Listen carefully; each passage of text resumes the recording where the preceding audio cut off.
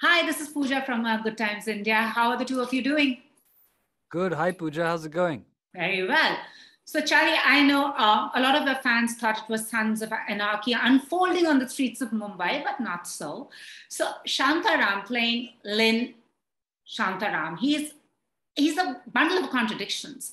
So, what was it about this character that appealed to you, and how challenging was it as an actor to delve into the headspace of this person who's so many things?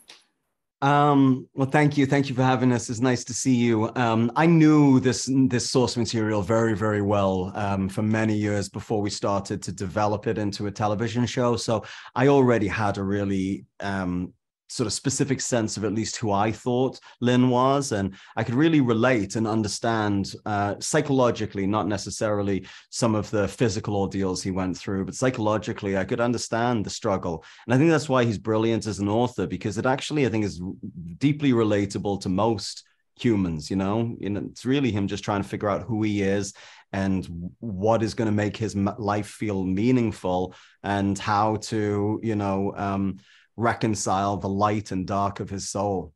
Yeah. And Shubham, your character, Prabhu, he's actually is one character who has a lot of dimension in the book. He also, represents India in many ways.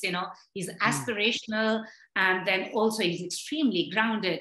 And also, I would say the friendship between the two is something that even Roberts himself remembers, because he is a real character. So when you read the book, what was the whole process like? I actually read the book when I was 15. I remember I was on a flight to Bombay, actually, from London, an Air India flight. I was sat next to my dad, and I just started reading it on the plane. And I was like, oh my God, never have I read in English Bombay in India described with such... It sort of really captured the beat of the city and what it means to be there. There's a line like about the smell when I think Lynn first arrives. And I was like, as soon as I stepped out of the plane, I was like, oh my God, he was right. He had articulated something that I didn't even articulate to myself. And so I think Prabhu was somewhere deep inside me from that moment only. And by reading the book, I was able to recognize all the Prabhus around India whenever I went, and he is someone that kind of, yeah, you're right, represents India, represents the heart of the spirit of the story, which is love. He kind of just slays all obstacles in his path through just openly loving.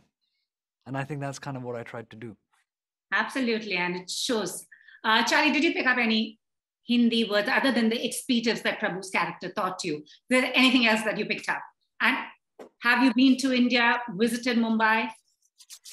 I have, yes, I've been to India. I came when it started to look like we were going to make the show.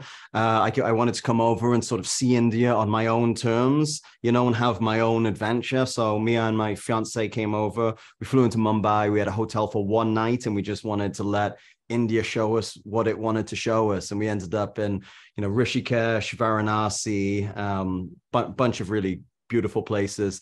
And I had a really, really wonderful time. I grew up in the north of England, in a neighborhood with, a fairly extensive Indian population. My best friend growing up was his parents were first generation immigrants from India to the UK. So I sort of had seen the UK version of, the Indian culture, but obviously very, very different being in the country itself. And I love it. I hope to spend a lot of time there in the future. And I'm sure he will train you to speak Hindi properly as we go along, hoping for a season 2. So I wouldn't count on it if I were you. He knows a lot. He's just pretending. So, I would say dhanyavad. Thank you so much for making this show, and all the very best.